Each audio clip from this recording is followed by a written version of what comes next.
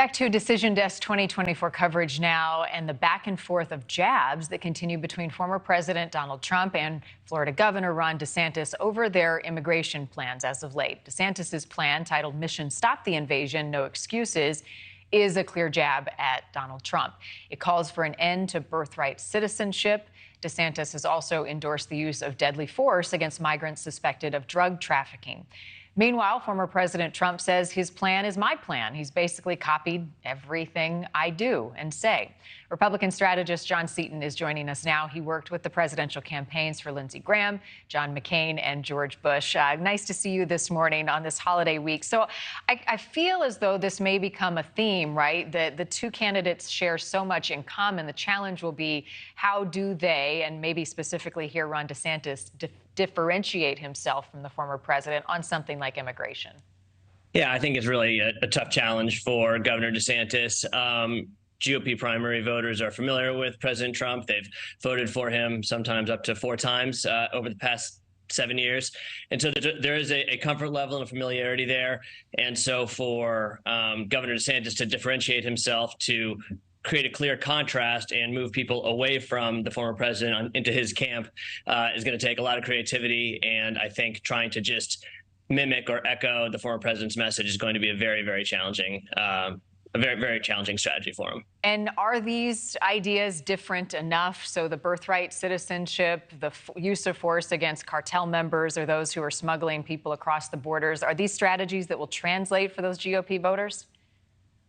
Frankly, and to be clear, I don't advise either the governor or the former president, but I do think he'll need to be much more stronger in driving much more strong, I should say, in driving a contrast. As you note, or as the former president noted, the actual policy prescriptions are fairly similar.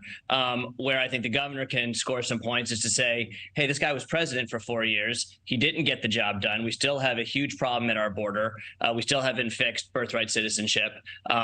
I'm someone who can get the job done. The former president had his chance and didn't. But to just kind of mimic the same talking points with kind of subtle jabs, as you called them, at the former president, I'm not sure that's going to get it done. Yeah, a less than subtle jab is one that's getting a lot of attention right now. That's LGBTQ plus rights. This topic making news over the weekend. Let's play the video of what DeSantis and his team released.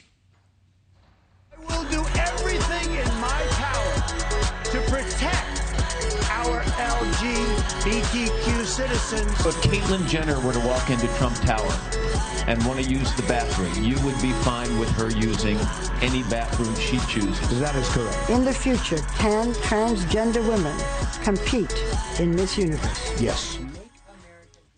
All right, so DeSantis is being called homophobic for releasing this video.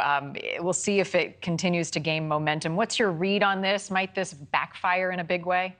Yeah, I think it was a bit of a misstep. I think, first of all, it's going to be very, very difficult to convince Republican primary voters that former president is woke or is to the left. So I think that's going to be a very, very challenging case for the former governor to make. And moreover, I think it kind of takes the tact that most Republican primary voters are homophobic, have issues with gay people. I don't believe that to be the case. I think that that's not a true argument. And I think this was, like I said, a little bit of a misstep. I'll say again, it's early. People have been talking about it quite a bit over the past few days. I'm not sure how much people will be talking about it in a few days or a week from now, but I'm not sure that you'll be seeing this kind of messaging from Governor DeSantis's campaign going forward. Yeah, it is early. I think a lot of people, at least I'm looking ahead to August and this first GOP primary debate. We still don't know if former President Trump will participate in the debate. Chris Christie says that he actually thinks that he will show up because his ego won't permit him to not show up. What do you think? And if he's not part of it,